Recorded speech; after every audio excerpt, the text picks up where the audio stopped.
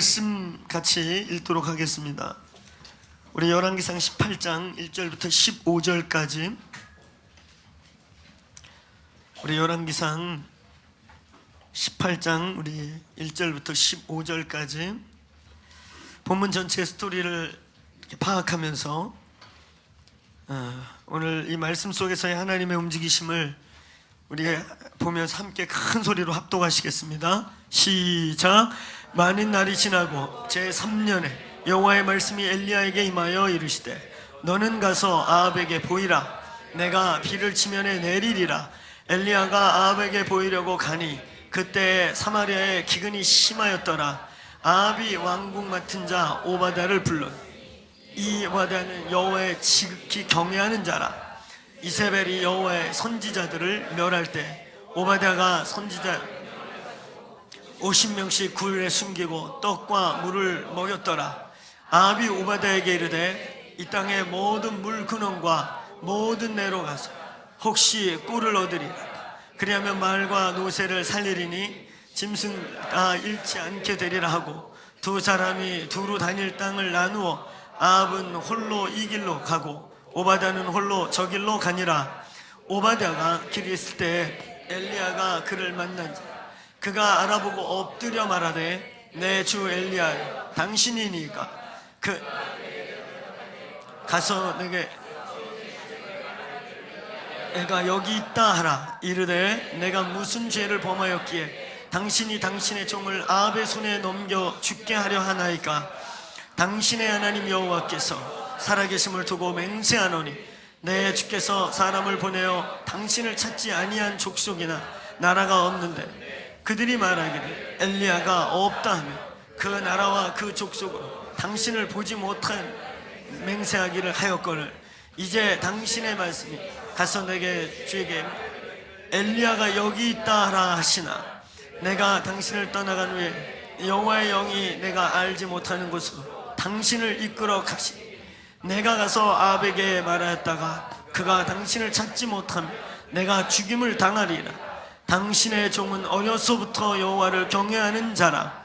이세벨이 여호와의 선지자들을 죽일 때 내가 여호와의 선지자 중에 100명을 50명씩 굴에 숨기고 떡과 물로 먹인 일을 내 주인에게 들리지 아니하였나이까.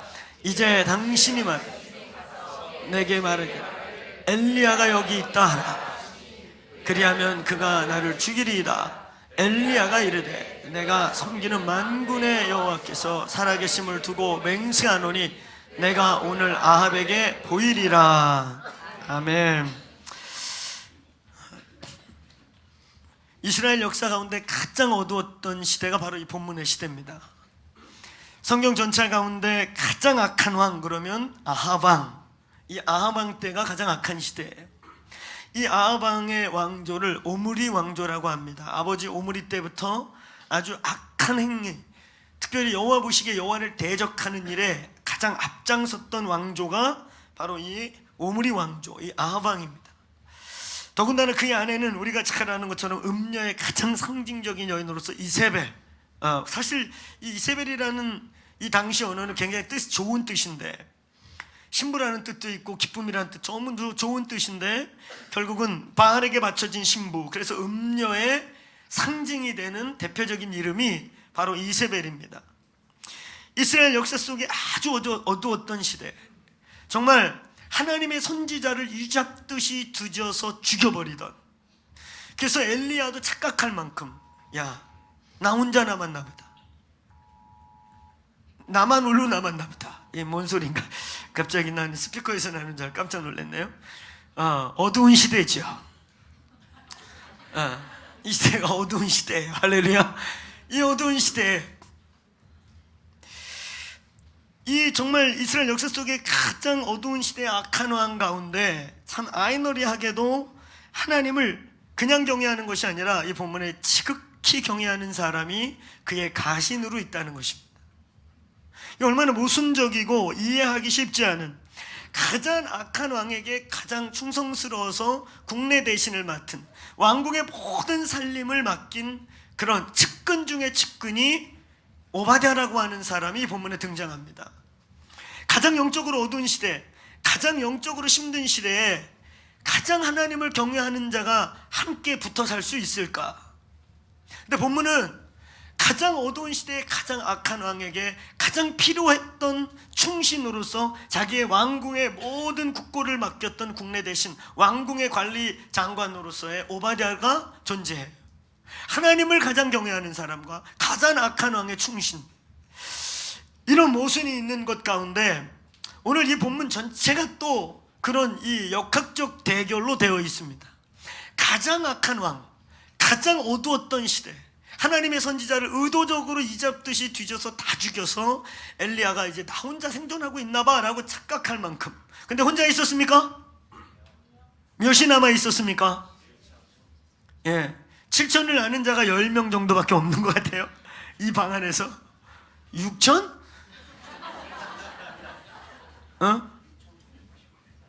갑자기 쓴물을 흘리셔요. 한 번도 듣지 못한 저 소리. 6,999명이었다고? 엘리야를 뺀 7천입니다. 네. 이제 7천 하나로 기억해 주세요. 6,999라는 쓴물 흘리지 마시고. 나만 홀로 나만 나이다 했더니 주님이 엘리야 너 빼고 7천이 남았다고 했으니까 7천 하나. 저에게는 별걸 다 갖고 이렇게 이야기해요. 근데 여러분, 가장 악한 왕이 태어난 이때 성경 전체에서 가장 선지자를 대표하는 가장 위대한 선지자가 동시에 공존하는 거죠. 가장 위대한 선지자 엘리야. 그런가 하면 가장 악한 왕과 가장 위대했던 선지자 사이에 가장 악한 왕의 충신인과 동시에 가장 이 위대한 선지자의 메신저의 통로로 선택받는 이 오바댜. 여러분, 이런 모순 가운데 아름다운 사람이라고 제가 표현하고 싶은 이 오바댜를 통해서 오늘 이때를 주님의 말씀으로 조명해 보길 원합니다. 여러분, 저희가 전신갑주를 지금 계속 이제 끝내가고 있어요. 앞으로 한 2주 정도 마무리하면 에베소서 6장의 전신갑주에 대한 이 시즌의 말씀을 마치게 될 것입니다.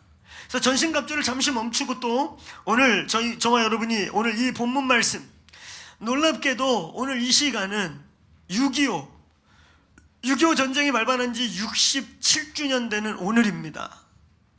그리고 저와 여러분이 이제 대선이 끝나고 지금 정확하게 47일을 지나고 있어요.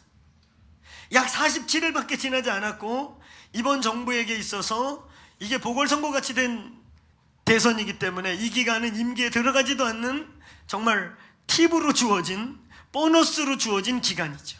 그리고 5년이 이제 아직 시작도 안 했어요. 근데 이 새로운 정부가 시작되고 이제 47일밖에 안 됐는데 느낌은 한 반년 간 것 같죠? 굉장히 많은 일이 변화가 일어나고 굉장히 빠른 속도로 바꾸고 있고 굉장히 빠른 속도로 어떤 의미에서든 장악해 가고 있어요. 굉장히 빠르게 우리가 느낄 만큼, 막 반년 지난 거 같이 우리가 느낄 만큼 많은 일이 막 지금 벌어지고 있습니다.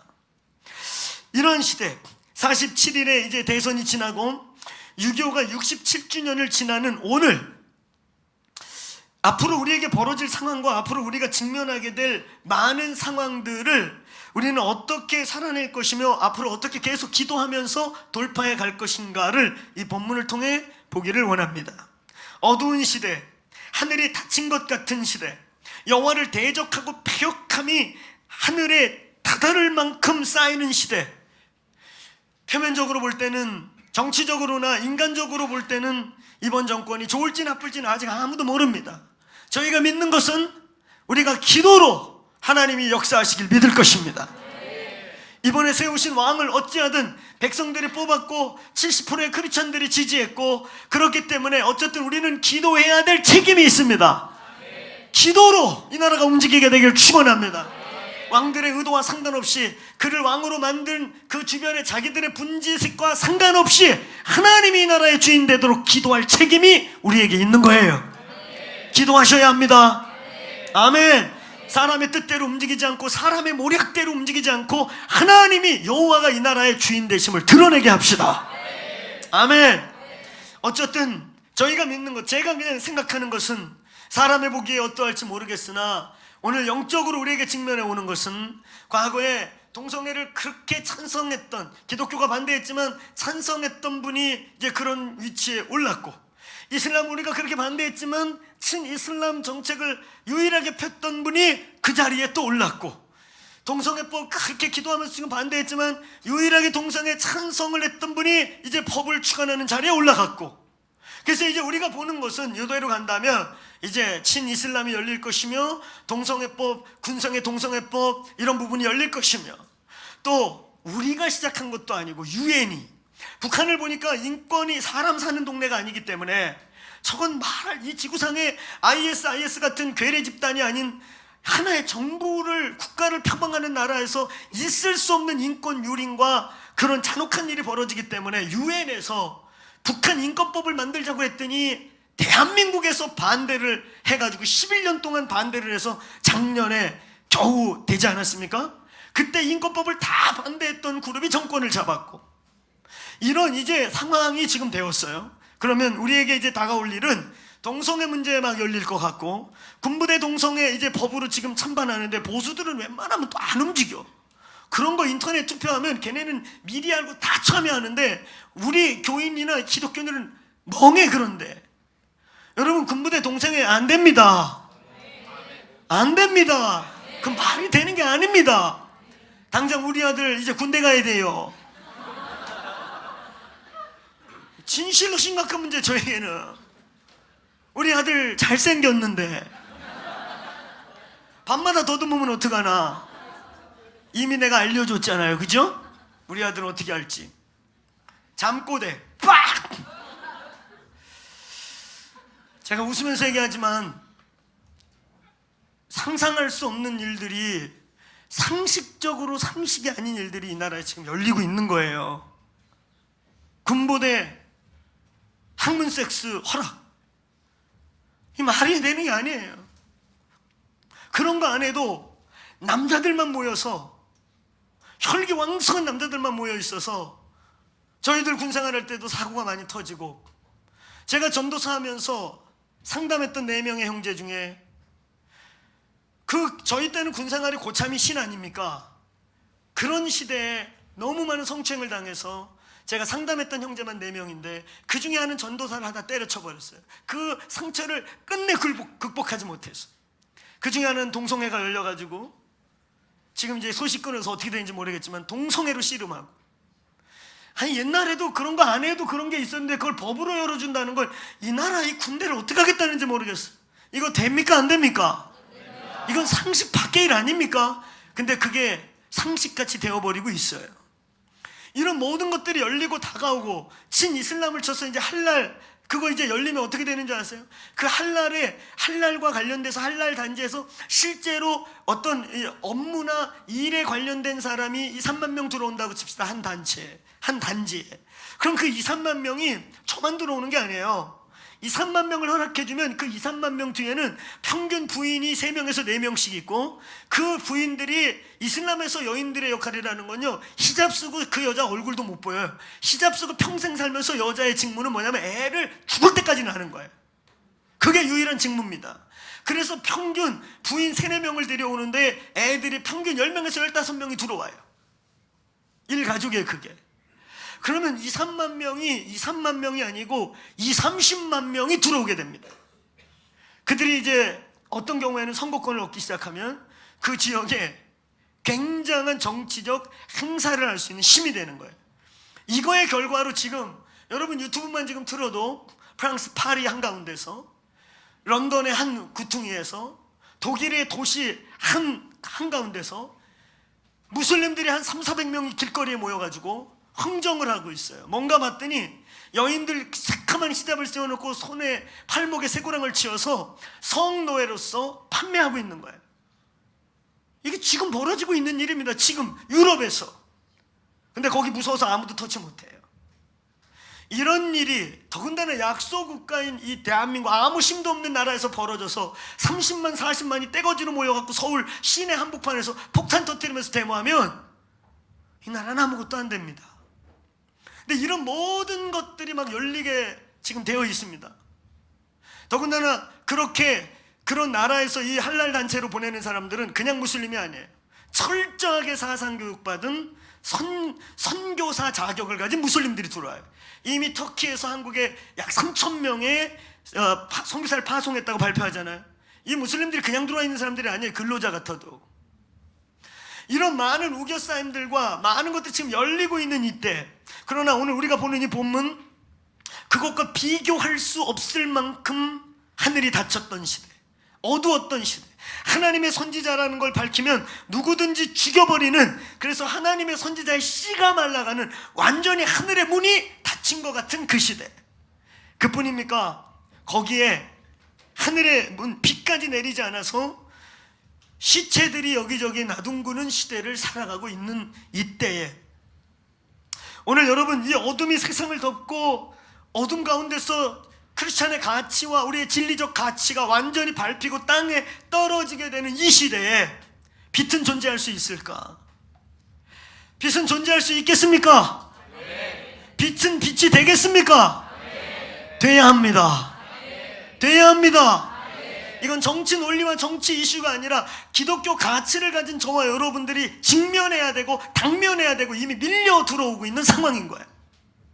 우리가 싸워야 될 상황입니다. 이 상황 속에서 빛이 되기를 축원합니다. 어둠 속에서 빛이 더 빛을 발산하기를 축원합니다. 아멘. 오늘 우리는 이 본문 속에서 이 칠흑같이 어둠 속에서 나타난 보석 같은 빛 오바댜, 또 그 어둠이 하나님의 선지자들을 다 잡아 죽임에도 당당하게 850대 1 다 긁어 모아라, 다 긁어 모아. 그래서 850대 1로 당당히 전투를 벌였던 이 위대한 빛과 같은 엘리야. 오늘 이 두 가지를 보면서 저와 여러분이 어떻게 이 어두운 세상, 어두워져가는 세상, 기독교의 정면 진리의 기준을 도전해 오고 있는, 그래서 진리가 혼합되는 차원이 아니라 진리가 대체되는, 혼합돼서 혼돈하는 수준이 아니라 전혀 진리가 아닌 것이 진리의 자리에 대치되는, 그리고 그것을 우리 자녀들에게 교육하게, 교육이 그것의 시녀 노릇을 시작하는 이 시대, 이 시대에 우리의 빛이 되기를 축원합니다. 빛으로 이 교회가 끝까지 빛되기를 축원합니다. 오늘 본문을 통해 빛이 끝까지 빛으로 발산하고 빛으로 존재하기 위한 세 가지의 원리를 나누고자 합니다. 첫 번째, 오늘 이 본문 1절을 같이 크게 한번 읽어보겠습니다. 1절 시작. 제3년에 여호와의 말씀이 엘리야에게 임하여 너는 가서 아합에게 보이라. 내가 비를 지면에 내리리라. 아멘. 하늘이 어둡고 영적으로 닫힌 것도 어두운데 하나님께서 하늘까지 막아가지고, 여러분 이스라엘이나 중동을 가본 분 알겠지만 우로가 그친다는 것은 상상할 수 없는 거예요. 제가 옛날에 이스라엘 땅, 중동 땅을 밟기 전에는 그냥 성경을 읽다가 우로가 그쳤는지라 이러면 그냥 그런 줄 알았는데, 그 뜨거운 동네, 광야 동네를 가보니까 비는 원래 강우량이 작으니까 비는 적은데 그래도 그들이 생존할 수 있는 이유는 뭐냐면 이슬입니다. 이 중동 지역의 사막 지역에 일교차가 크기 때문에 그래도 밤과 새벽으로 이슬이 내려서 대지를 적시고 그걸로 만물이 살고 숨을 쉬는데, 그 이슬마저 그쳤다는 건 이건 그냥 사망의 땅이 되는 거예요. 사망의 땅. 가난하고 힘없는 서민들은 물을 구할 수도 없는 그런 비참한 시대가 동시에 열리고 있는 거예요. 영적 억압과 영적 압제만 있는 게 아니라 하늘의 문까지 닫히는. 근데 중요한 것은 오늘 이 본문이 1절이 우리에게 보여주는 게 뭐냐면, 이 모든 것에 하늘을 열고 닫고 있고 심지어 비가 안 와서 시체가 나둥글게 되는 이 비참하고 황폐한 상황까지 연출된 것도, 따라해보세요, 하나님이 하셨네요. 그걸 하나님이 하고 있다는 거예요. 시대의 악함을 보며 그 시대의 악함 앞에 하나님이 하고 있다는 거예요. 여러분, 오늘 이 본문을 통해 이 본문 전체를 통해 우리가 봐야 될 것은, 여러분, 우리가 끝까지 빛으로 존재하고 빛을 발산하면서 이 땅에서 살아가기 위한 빛의 존재로서 우리가 가져야 될 가장 중요한 첫 번째 요소는, 한번 따라해보세요. 어두움까지도 주관하시는 자가 하나님이심을 주목하라. 절대적 주권, 의식을 가지셔야 됩니다. 아멘. 어둠을 허락한 것도 하나님이시라는 거. 아멘. 때로는 시대적 어둠과 악이 열리는 것까지도 하나님이 주관한다는 것을. 아합이 통치하는 것 같고, 아합이 왕인 것 같고, 아합이 하나님의 선지자를 다 죽이는 것 같지만, 여러분, 아합이 주관자가 아니에요. 하나님이 주권자입니다. 하나님이 하늘을 열고 닫고 열쇠를 갖고 역사를 흔들고 지금 계신 것입니다. 여러분, 저와 여러분이 이 시대를 살아갈 때 눈에 보이는 현상, 눈에 보이는 역사적인 상황, 눈에 보이는 우리의 현실이 다인 것처럼 포기하고 살면 안 된다. 그 어둠까지도 주장하고 계시는 분이 하나님이시다.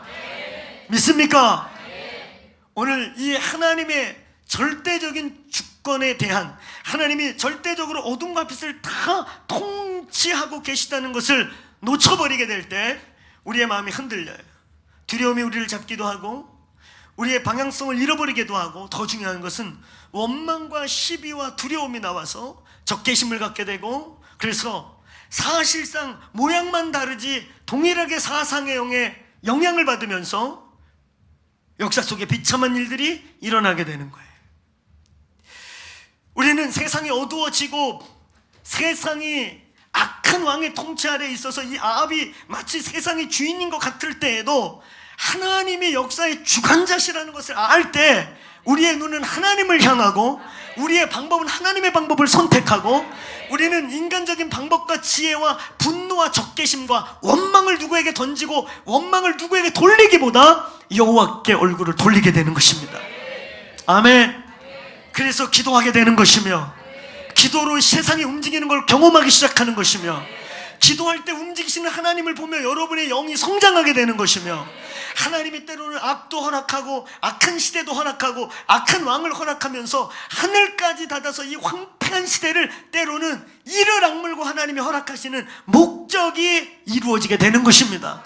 왜 하나님이 때로는 그런 목적을 우리에게 행하시는가? 우리의 깨어남 때문인 것입니다. 이스라엘의 패역함 때문에 오늘 이 처참한 일이 벌어지게 되는 배경을 보면 열왕기상 16장 30절에 33절에 이 오므리 왕조의 죄악을 쫙 나열하고 있어요. 이 오므리 왕조, 오늘 아합이 포함된 이 오므리 왕조가 얼마나 악하고 사악하고 완전 이방 종교와 같은 귀신 덩어리인지를 기록하고 있습니다. 그러면서 17장 1절에 와서 그의 대가로 그렇게 하나님을 떠나고 음란하듯이 바알과 아스타론에게 달려갔던 이스라엘을 향해 하늘의 문을 닫아버리는, 비가 내리지 않게 선포하는 일이 17장 1절에 일어나요. 여러분, 어둠도 하나님이 통치하십니다. 아멘. 아합 왕도 하나님 아래에 있습니다. 아멘. 오늘 여러분, 어떤 정부와 어떤 정권이 일어나든지 간에 하나님의 백성들이 기도하지 않으면 어떤 정권도 악한 정권이 될 수 있습니다. 하나님의 백성인 이 땅의 교회가 하나님의 라운드 테이블에 함께 앉을 수 있는 유일한 권리를 부여받은 교회가, 하나님께서 삼위일체 하나님께서 역사를 주관하고 역사를 이끌어가고 위대한 결정을 이루실 때 하나님께서 거기에 한 분짓을 인간에게, 교회에게, 하나님의 백성들에게 줘서 그 테이블에 함께 앉아서 역사를 경영해 갈 때, 교회가 오늘 그 주관자를 바라보지 못하면, 그 권리를 행사하지 못하면 세상은 사람 보시기에 이쪽 편이 볼 때 선한 왕, 이쪽 편이 볼 때 선한 왕, 이쪽 편이 볼 때 악한 왕, 혹은 이쪽 편이 볼 때 악한 왕, 그들에게 넘어가게 되는 것입니다. 교회가 오늘 하나님이 주관자임을 끝까지 바라보고 그 우리의 권리를 행사하고 그 자리에 설 때 역사를 하나님이 주관하게 되는 것입니다. 아멘. 오늘 우리의 눈에 우리가 느끼는, 우리가 바라보는 시대, 현실, 저와 여러분의 삶에 어떤 우겨싸임이 있더라도 잊지 마십시오. 하나님이 주권자이신 것을, 하나님이 해답인 것을. 아멘. 그걸 놓쳐버릴 때 우리는 빛을 잃어버려요. 빛이 안 되고 그냥 세상의 빛인지 돌멩인지 그 돌이 부딪혀서 번쩍이는 마찰인지 헷갈리게 되는 것입니다. 교회가 하나님을 목도하셔야 합니다. 아멘. 현상에 함몰돼서는 안 됩니다. 그래서 하나님을 목도하고 그 하나님 앞에 아모스서 3장 7절의 말씀이 이루어지도록, 아모스 3장 7절에 어마어마한 말씀이 있어요. 여호와께서는 그 종 선지자들에게 알리시지 않고는 행하심이 결코 없다 그래. 결코 없다. 그 종 선지자들, 교회의 하나님의 백성들에게 알리지 않고는, 그들과 함께 상의하고 동의하지 않고는 행하심이 없다. 오늘 그 자리에 이 교회가 쓰시길 축원합니다. 그 자리에 이 교회가 서서 기도할지어다. 기도하는 교회가 되길 축원합니다. 내가 DCC 멤버라고 생각하는, 난 DCC의 DNA를 가진 사람입니다. 나는 이 DCC를 사랑합니다. 내가 이 DCC에 와서 앉아있는 건 주님이 주권적으로 불러서 내가 여기 있습니다라고 믿습니까? 그런 분이라면 기도하셔야 돼요. 기도하는 분들이 되기를 축원합니다. 아멘. 어디를 가든지 기도하십시오. 기독교의 신앙의 본질은 교회를 댕기는 게 아니에요. 교회에 댕기는 사람들, 저는 이제 그런 부분에 소망을 꺾기로 했어요. 옛날에는 그냥 어느 영역에 가서 정치 경제 영역에서 크리스찬이라 그러면 무조건 있는데, 뭐 크리스찬이 길에 밟히게 많은데 세상에 아무 빛이 바라지가 않고 있어요. 교회에 댕기지 마시고 교회를 경험하시길 축원합니다. 한번 크게 따라해보세요. 다니는 교회에서 경험하는 교회로. 다니는 것보다 비참한 상황이 댕기는 사람들이에요. 교회 댕겨, 전혀 하나님과 상관없이 그냥 왔다리 갔다리 댕겨. 교회 댕기지 마시고. 우리 교회는 댕기는 교회 아니에요. 최소한 다녀야 되고, 다니다가 여호와를 경험하시길 축원합니다. 에클레시아를, 코이노니아를 경험하시길 바랍니다. 교회는 가족입니다. 교회는 부르심입니다. 교회는 여러분의 필요를 채워주고 구미를 당기는 대로 채워주는 백화점이 아닙니다. 교회는 부르심이에요. 아멘. 오늘 여러분, 이 교회에게 주신 다윗의 열쇠를 돌릴 수 있는 그 자리에 우리가 서서 그 종 선지자들과 상의하시기 원하시는, 역사를 함께 공유하고 끌어가기 원하시는 하나님의 부르심에 응답하는 교회 되길 축원합니다. 두 번째 요소가 있는 것입니다. 오늘 이 어둠 가운데 우리가 빛이 되고 빛으로서 계속 반짝거리고 계속해서 꺼지지 않아서 언젠간 어둠을 밀어내게 되는 일이 있게 되길 축원합니다. 오늘 그러기 위한 두 번째 요소는 한번 크게 따라해보세요. 아합과 엘리야의 요소. 다시 얘기하지만 이스라엘 역사 속에 가장 악한 왕 아합, 그러면 모두가 아는 패역한, 이세벨 그러면 오늘 그 이름은 신부란 뜻이고 기쁨이란 뜻이고 즐거움이란 뜻이지만 사실 바알에게 바쳐진 음녀의 신부를 상징하는 아주 착한 이름으로 몰락해버린 이세벨. 이 악한 시대 가장 악한 왕이 있었던, 하나님의 선지자를 막 이스라엘 역사 속에 이때밖에 없었어. 이집듯이 뒤져서 여호와 종교를 아예 끊어버리려고 했던 악한 음모, 그 하나님의 선지자를 다 죽여버려. 엘리야가 자기만 혼자 남은 것들을 착각하죠. 하나님의 선지자들은 여기저기 숨어서 다 그랬을 거예요. 나만 남았나 봐, 우리만 남았나 봐. 그랬던 시기에, 이 어두운 시기에 그 악의 대조되기라도 하듯이 위대한 선지자가 존재했던 것이죠. 엘리야. 여러분이 엘리야, 최고의 선지자를 대표하는 최고의 선지자. 마태복음 17장 1절부터 7절에 보면, 8절까지 보면 특별히 3절에 그런 말씀이 있어요. 예수 그리스도와 함께 모세가, 엘리야가 나타나요. 여러분, 이스라엘의 그 수많은 역사 속에 특별히 다윗의, 이스라엘의 족보에, 예수님의 족보에 다윗이 참 중요한 정점인데, 다윗도 아니고 왜 모세와 엘리야일까? 왜 모세와 엘리야죠? 보편적으로는 이렇게 생각해요. 모세는 율법의 상징이고 엘리야는 선지자의 상징이다. 맞는 얘기죠. 맞는 얘기지만 좀 더 구체적으로 이 구약 성경 전체에서 모세와 엘리야라는 이 두 기둥의 가장 큰 특징이 뭐냐면, 한번 따라해보세요. 절대적인 야훼 신앙의 회복. 이 모세와 엘리야의 특징은 뭐냐면, 하나님이 하나님 되게 하셨고, 많은 잡신들 중에, 범신 중에 범신을 다 무시해버리고 모든 신은 잡것이요 우상이요 하나님만 하나님이시다. 이걸 확립하고 이걸 선포했던 선지자가 모세와 엘리야입니다. 오늘 저와 여러분에게 묻습니다. 하나님은 하나님이십니까? 하나님은 유일하신 하나님이십니까? 아멘. 오늘 이 방 안에 보편적 무신론자들이 없기를 축원합니다.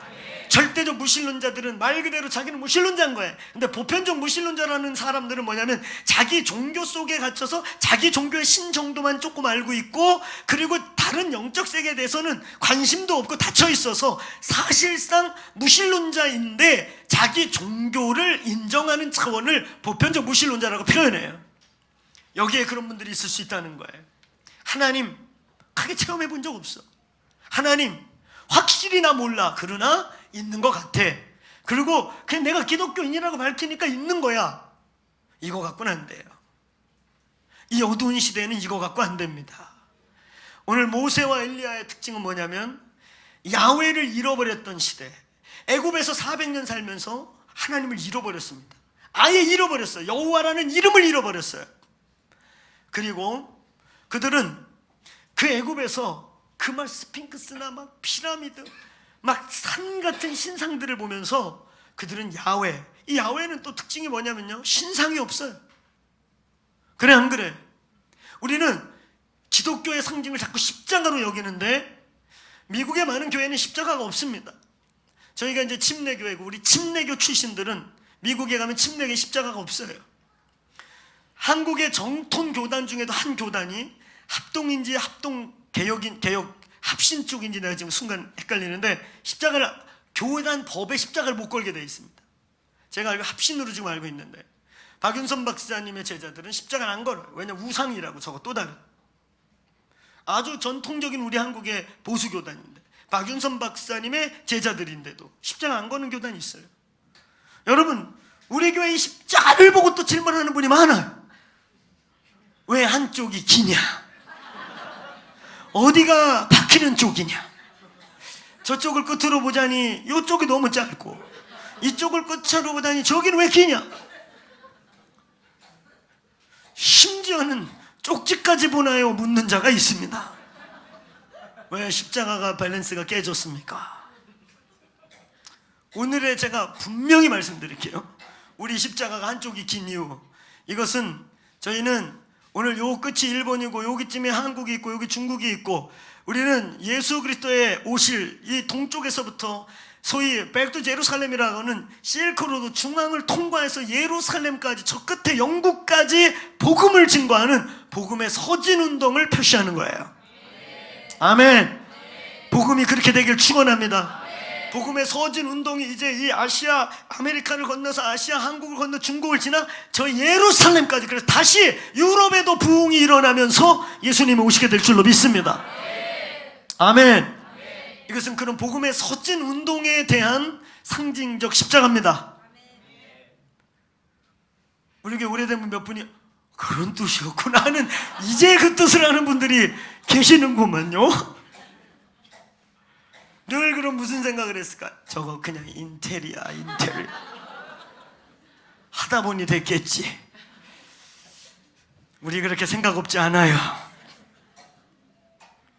복음이 서진운동하기를 축복합니다. 일본에서부터 영국까지, 저 유럽까지 하나님이 마지막 때에 대추수를 위해 크고 두려운 날에, 그 큰 날에 온 열방과 땅 끝까지 성령을 부을 것입니다. 십자가로 온 지구를 한 바퀴 두르게 되길 축원합니다. 무슬림의 동진운동을 정면으로 막고 이 아시아에서 큰 싸움이 있을 것인데 그들의 동진운동을 오늘 이 십자가의 서진운동이 뚫어내게 되기를 축원합니다. 아멘. 오늘 여러분, 여호와의 신앙은 어떤 상이 없어요. 뭘 앞에다 놓고 빌면 빌기도 편할 텐데, 그들이 그 큰 스핑크스 앞에서 막 피라미드 앞에서 비는 걸 보면, 야훼라는 종교는 그 당시 경전도 안 기록돼서 야훼가 계시다는데 상도 없고 신물도 없고, 그런 때에 오늘 모세가 나타났고 엘리야가 나타났어요. 이들의 특징은 뭐냐면, 이들이 나타나서 한 일이 뭔지 아세요? 따라해보세요. 하나님은 하나님이시다. 또 한 번 따라해보세요. 하나님만 하나님이시다. 아멘.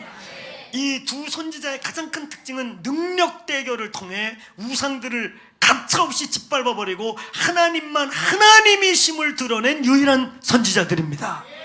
모세는 애굽의 10개의 신들을, 그 10장의 10개의 신을 심판하는 것인데, 애굽에서 그 막 어마어마한 신상을 만들어 놓은 신들을 가차없이 때려부시면서 하나님만 하나님이시다. 오늘 이 엘리야 역시 이제 뒤로 가면 이 850의 모든 바알 선지자 다 모아라. 그리고 850대 1로 어마어마한 싸움을 치르지요. 바알과 아스타론의 선지자들이 막 아침부터 바알이요 오지 않아요. 엘리야가 나와서 조소합니다. 그랬더니 얘네들이 그들이 했던 대로 막 인신제사를 드리는 것도 모자라서 자신들의 막 창자를 끄집어내고 피를 뿌리고 광란에 막 바리어를 해요. 여러분, 그걸 지켜보던 이스라엘 사람들 얼마나 무서웠겠어요. 한두 명이 광란을 보려도 무서운데 850명이 집단적으로 막 바알을 부르다가 안 오니까, 피를 뿌리고 그래도 안 오니까 자기들의 몸을 막 자학하고 학대하면서 피를 막 뿌려가면서 바알이야 얼마나 무서웠겠어요.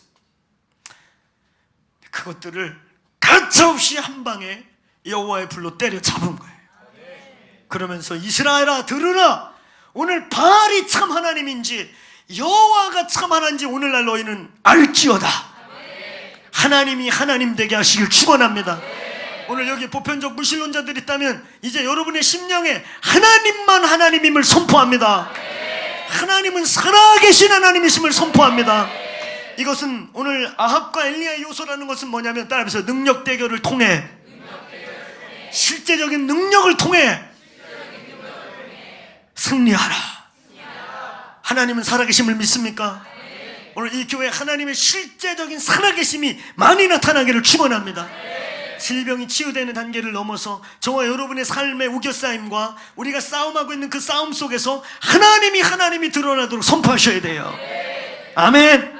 지금 여러분이 싸우고 있는 그 상황 속에 외치셔야 됩니다. 하나님은 하나님이시다.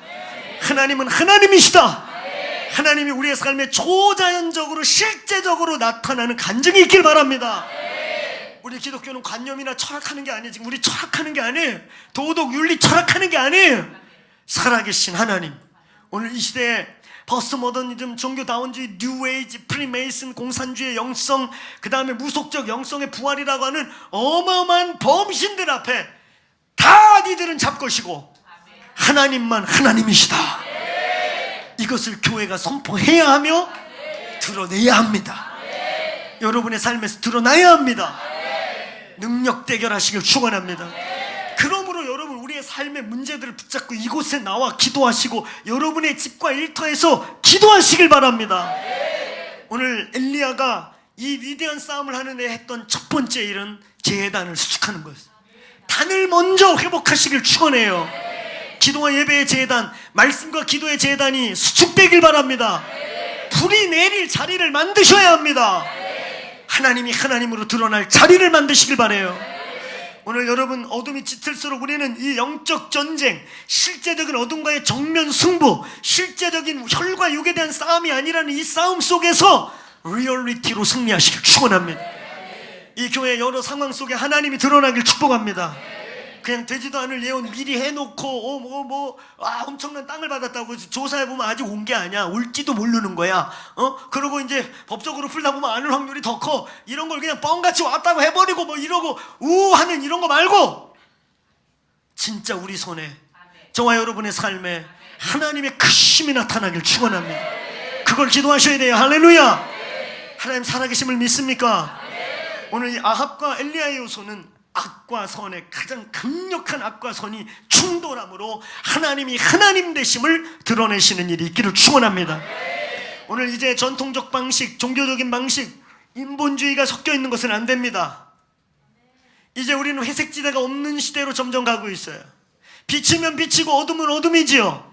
오늘 빛에 있기를 축원합니다. 빛에 있기를 축원합니다. 회색지대에서 이것도 저것도 아닌 하나님의 진노에 사라져갈 잿더미가 되지 마시길 축원합니다. 빛이 되시길 바랍니다. 회색지대에 있지 마세요. 할렐루야. 오늘 하나님이 이 엘리야와 모세, 엘리야와 아합 이 충돌을 통해 빛과 어둠을 선명히 가르시고 계신 것입니다. 오늘 여러분 승리하시기를 축원합니다.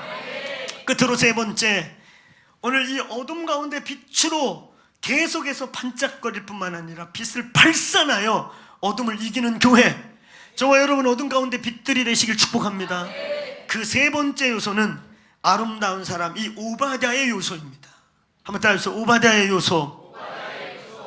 다시 얘기하지만 이 모순의 사람, 가장 악한 왕에게 요긴하게 필요했던 사람, 충신. 그런 거 하면 오늘 이 본문을 시작하는 1, 2, 3절 안에 그는 여호와를 지극히 경외했다. 그치요? 보통 경외한 게 아니에요. 여러분 지금 막 구석구석 뒤져가지고 여호와의 선지자 나오면 잡아 죽일 때 100명을 자기 지하에 숨겨놓고 먹이는 거, 이거 여러분 같으면 할 수 있겠어요? 목숨을 거는 일이에요. 다 죽을 수 있어요. 그럼에도 불구하고 그 어마어마한 커스트를 지불하면서 하나님의 선지자를 숨겨놓고 그 위기의 때를 넘겼고, 그걸 엘리야 당신도 알지 않습니까? 안다는 거야. 아마 아름아름 소문이 다 났다는 거야. 야, 그래도 그 밑에 그 사람 하나님의 사람이래. 북한에 이러고 있는데 거기 지하 북한의 당 간부들 속에 하나님의 사람들이 있대. 아름아름 안다는 거죠. 하나님의 사람들이 있습니다. 여러분 어디에 있는지 모르겠지만 그런 사람들 되시길 축복해요. 여러분의 공동체, 여러분의 있는 곳에서 아름아름, 그래 그 사람 하나님의 사람이래, 저 사람 저렇게 티 안 나는 것 같고 저래도 정말 신실하대. 할렐루야. 뭐 티 엄청 내는데 잡사래. 티 내지 마. 내지 마. 누가 물으면 교회 안 다닌다 그래.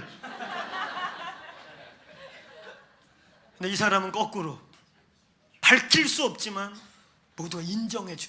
엘리야에게까지 소문이 나서 주여 당신이 듣지 않았나이까? 안다는 거야. 엘리야도 네가 그런 사람이라는 거. 이 모순적인 승리, 첫 번째, 여러분 이걸 기억하셔야 돼요. 이 오바댜의 요소라는 것, 여러분 이가 아합에게 충성했다는 것은 세 가지를 의미하는 것입니다. 아합이 이 사람을 썼다는 것은 종교적인 문제가 아니었어요. 아합에게는 충성스럽고 성실하고 실력 있는 사람이면 된 것입니다. 아합이 볼 때 이 사람, 가끔 종교를 볼 때는 의심스러워. 이게 꼭 바알 신전 간다 그러면 꼭 배 아프다고 빠지기도 하고, 또 바알 뭐 한다고 가면은 옆에서 인상이나 쓰고 있고 남들 다 절하는데 고개를 한번 쳐박으면 들지를 않고 남들 3번 할 동안 쳐박고 있고 말이야. 이게 뭔지 불편한 얼굴을 해서 별로 마음은 안 드는데, 근데 온 이스라엘에 왕궁을 맡겼어요. 왕궁의 살림, 왕궁의 모든 금고, 왕궁에서 쿠데타가 일어날지도 모르는 이 국내 대신이란 말이에요. 왕궁 내치를 담당하고 있는 게 측근이란 말이에요. 군대 장관 아니면 이 사람은 측근입니다. 그 사람에게 이걸 맡길 수밖에 없었던 건 세 가지의 분명한 객관적 이유가 있어야 합니다. 첫째, 그는 실력이 있었다는 거예요. 아멘. 다 마음에 아는데 그래도 얘가 최고라는 거야. 얘가 북이스라엘 전체를 통틀어서 이만한 일을 감당할 유일한 사람이라는 거예요. 두 번째, 이 사람의 충성과 성실을 본 거예요. 최소한 이놈은 등에서 칼질할 놈은 아니야. 배신자는 아니야. 얘는 내가 보니까 아주 이스라엘의 충성됨이 소문났어. 오늘 여러분 이 모순된 시대에 어둠도 인정할 수 있는 충성이 있기를 축원해요. 충성하세요. 진실하세요. 안 믿는 사장도 위기가 왔을 때 여러분에게 금고를 맡길 수 있는 사람이 되세요. 아멘. 요놈에다 넣어줬다가는 뭐 입에다 뭐 맡기는 거지. 이런 사람 말고, 얘는 다 마음에 안 들어. 일단 교회 다닌다는 게 제일 마음에 안 드는 놈인데, 근데 위기 때 얘의 삶을 보니 나의 금고를, 나의 명예를, 나의 정말 최후의 보루를 그에게 맡길 수 있는 사람이 여기 있기를 축복합니다. 아합에겐 그런 사람이었어요. 오늘 그런가 하면 여호와를 경외했다는 것은, 오늘 말 그대로 하나님의 사람이었다는 것은 여호와를 경외하는 자고, 이 사람은 하나님을 만난 자였고 헌신하는 사람이에요. 교회 댕기는 사람은 많은데 헌신자는 많지 않아요. 이 21세기의 문제는 뭐냐면 금들이 없어요. 교회 금이. 라오디게아 교회가 한국 교회하고 가장 비슷한데, 라오디게아 교회의 가난함의 문제는 뭐냐면 너희가 벌거벗은 것과 흉한 것과 가련하고 궁핍한 걸 모른다. 근데 지들은 다 가졌다 그러거든. 우린 다 있다고. 원래 라오디게아 교회가요, 기본적으로 다 비즈니스맨들이 모인 교회예요. 기본적으로 다 거기가 이 소위 로마로 가는 물류창고 역할을 했기 때문에, 그리고 거기서 이 온천지대이고 또 막 그 석상을 만드는 돌들이 나오는 곳이기 때문에 기본 다 비즈니스맨이에요. 가진 거 돈밖에 없어요. 그래서 우리가 잘 알듯이 우리는 뭐 모든 걸 가졌다는 거예요. 근데 하나님의 눈에는 벌거벗고 장림됐고 귀먹었고 가련하고 영성도 없고 영력도 없고 영안도 없고 그냥 온갖 수치가 다 드러났고 우리 같지요. 그러면서 제일 먼저 너희는 금을 사서 금을 사라는 거예요. 그리고 그걸 팔아서 안약을 사서 바르고 의복을 사서 입으라는 거예요. 금이 뭘까? 오늘날 교회는 금들이 없어요. 이 금은 고난을 통과하고 연단을 통과하고 헌신할 줄 아는 그리스도인을 의미하는 것입니다. 아멘. 자기를 드릴 줄 아는 고난을 통과해본 그리스도인들이 여기 있기를 바랍니다. 오바댜는 그런 사람일 것입니다. 경외할 줄 알고 만남을 가졌어요. 하나님을 분명히 목숨을 걸 만큼 하나님을 알았고 그리고 헌신할 줄 아는. 오늘 여러분 이 오바댜의 요소의 세 가지인 첫 번째, 모순적 지혜의 승리를 취하십시오. 따라해보세요. 모순적 지혜의 승리를 취하라. 3절, 5절, 6절은 그의 모순적 상황 속에서의 승리를 말하고 있습니다. 여러분, 이 모순적 지혜라는 것은 성령 안에 있는 사람들만이 이해할 수 있는 말인 것이에요. 종교적이지 않고 영적인 자유함이 있고 진리 안에서 확신이 있기 때문에 진리의 확신이 분명할수록 자유함이 있다는 거 아세요? 진리가 분명할수록 자유합니다. 비진리, 종교적인 어떤 카테고리, 율법적 어떤 거에 매이지 않아요. 그러면서도 혼합주의가 아닌 분명한 진리를 알기 때문에 내가 어디로 가면 비진리로 가고 어디로 가면 죽는 길인지를 분명히 알기 때문에 비진리를 벗어버릴 수 있는 거예요. 이 모순적 지혜라고 하는 것은 진리를 분명히 아는 영적 자유함을 누릴 줄 아는 성령의 사람을 뜻하는 것입니다. 성경은 이것에 대해서 아주 좋은 예가 마태복음 10장 16절에 한번 따라해보세요. 뱀같이 지혜롭고 비둘기같이 순결하라. 오늘 이것이 이 방 안에 있는 분들에게 임하길 바랍니다. 가장 필요한 것입니다.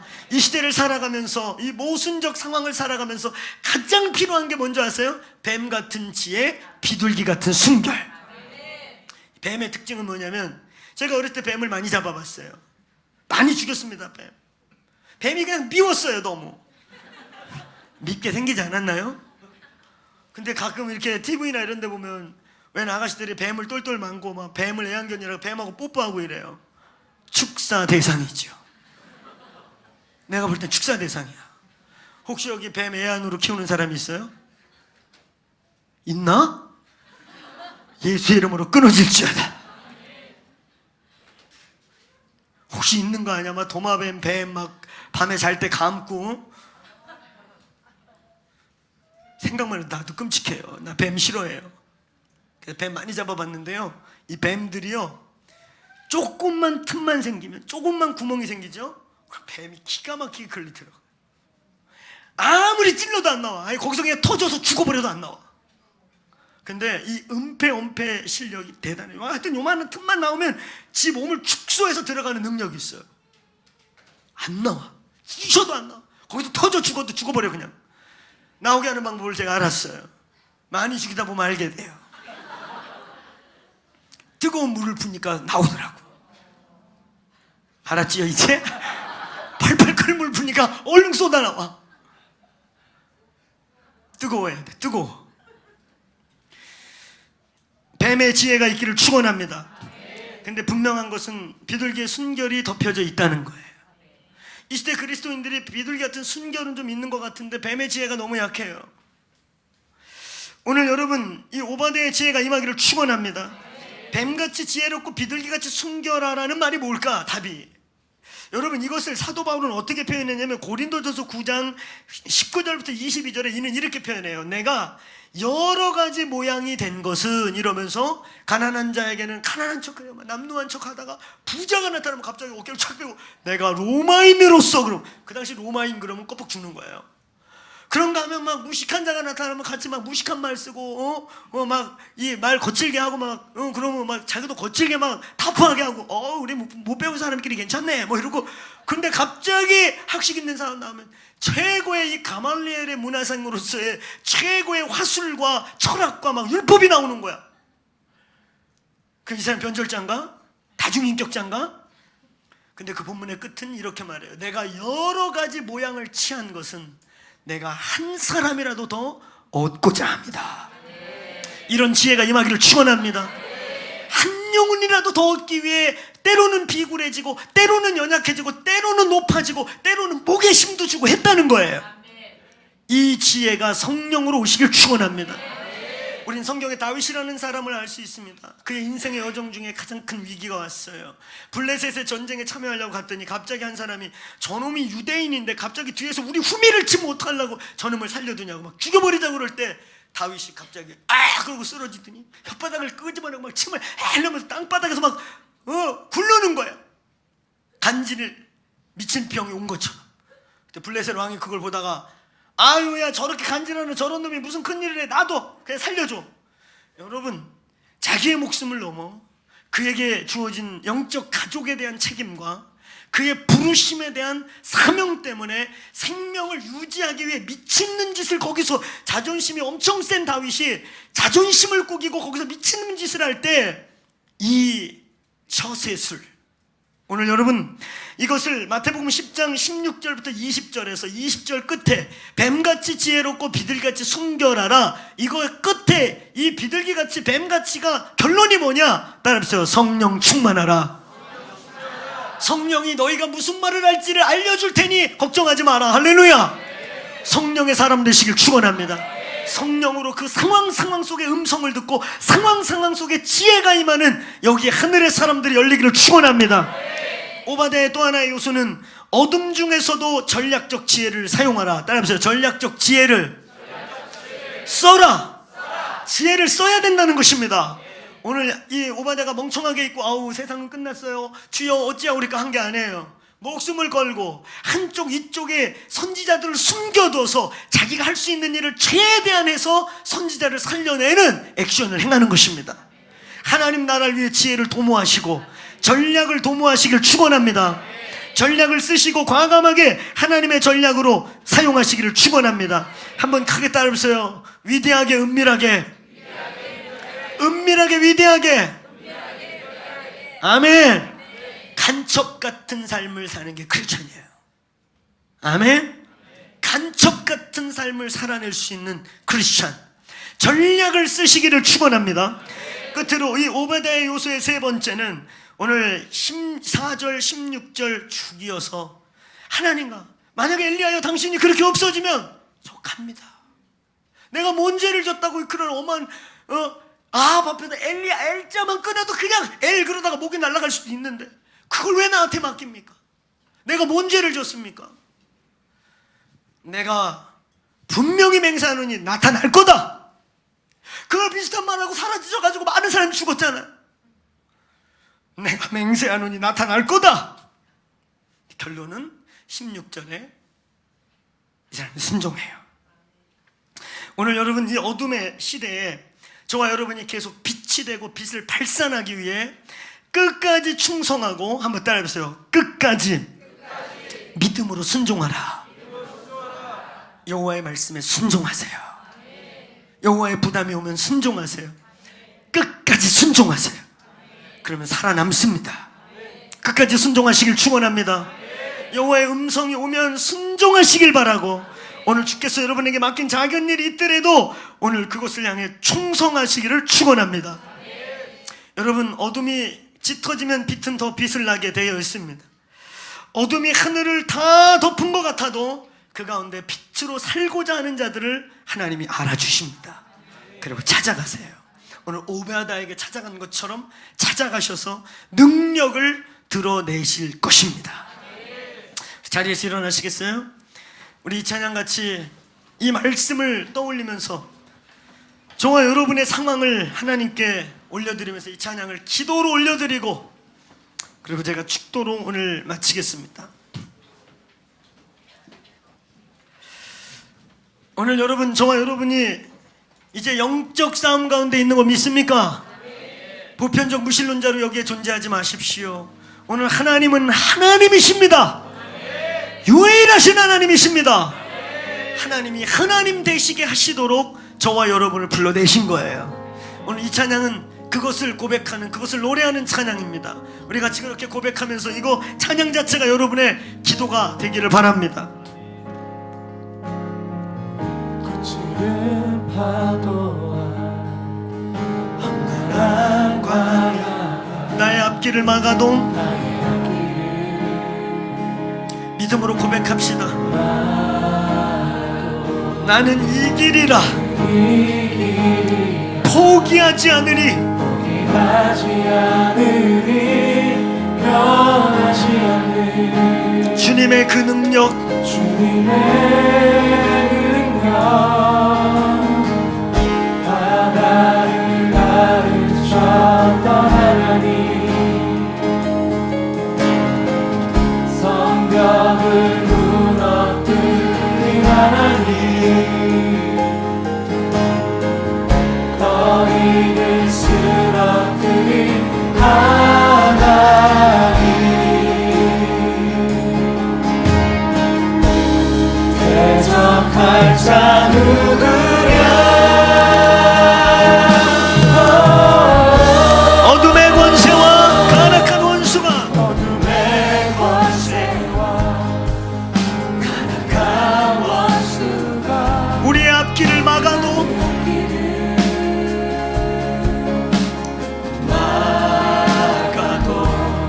나는 이 길이라 반드시 이기십시다. 이제 속지 마십시다. 변하지 않는 주님의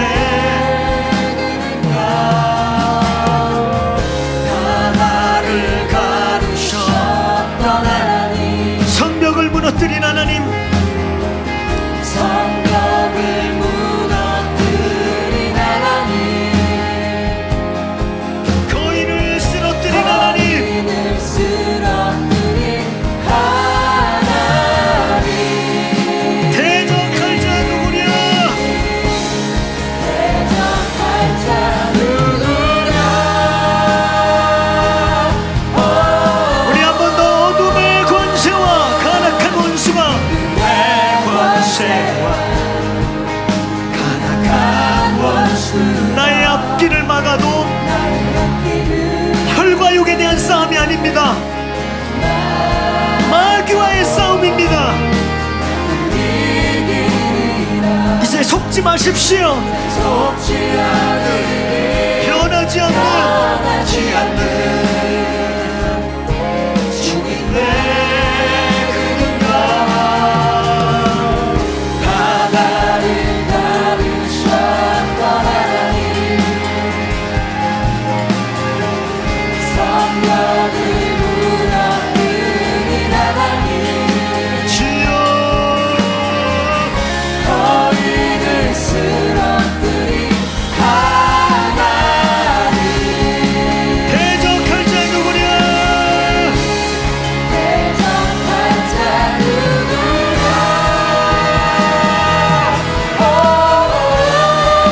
불가능이 없으신 주님, 나의 불가능이 없으신 주님 오늘 두 손 들고 1분간 우리의 상황의 우겨싸임을 향해 선포하며 명령하며 기도합니다. 기도하겠습니다. 예. 반드시 이기겠습니다. 왕의 길을 예비하겠습니다. 어서 오십시오 주님. 우리의 씨름이 혈과 육에 대한 씨름이 아닙니다. 절대적인 하나님, 살아계신 하나님, 전쟁에 능하신 하나님, 임하소서 하나님.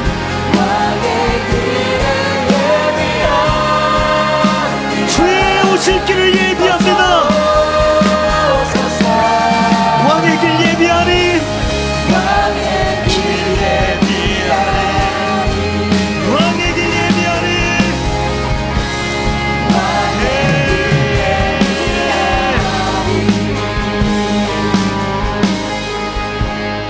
이제는 우리 주 예수 그리스도의 은혜와 아버지 하나님의 그 크신 한량없는 사랑의 섬세하심과 오늘 성령님의 감화, 감동, 교통하심, 특별히 코이노니아가 오늘 이 DCC 전체 위에와 오늘 특별히 이 방 안에 오늘 주님 내가 결코 포기하지 않겠습니다, 뒤로 물러가지 않을 것이며 빛이 되겠습니다 라고 소원에 각오를 하며 아멘하는 귀하신 성도들 머리머리 위에와 이들의 삶의 현장 위에 지금부터 영원토록 부어지시고 이루실 때까지 채워지시기를 축원하옵나이다.